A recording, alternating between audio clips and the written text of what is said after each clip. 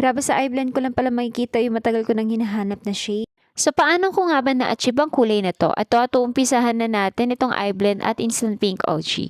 Siyempre, bago ang lahat, maglalagay muna tayo ng cream blush on.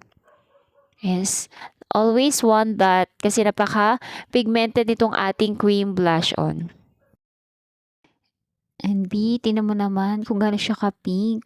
One dot lang yun, B, pero tingnan mo naman kung gaano siya ka-pigmented. And napaka-natural lang ng pagka-pink niya. And dito na tayo sa pinakahihintay ko.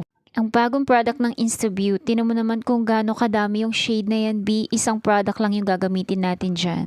Ayan, natuumpisan ko na nga, nakapamili na ako ng shade na gusto ko.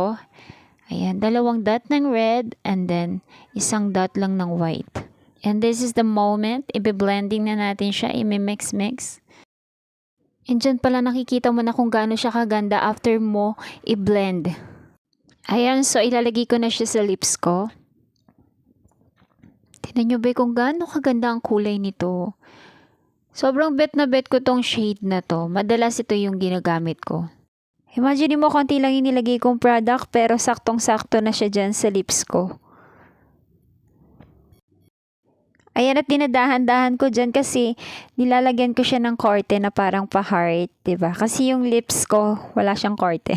Sindiretso lang siya. May pagka-pouty pero walang korte. So, ayan, for the kiligang person kasi napakaganda ng shade. Alam ko gusto mo ito i-try kaya nilagay ko na sa yellow basket.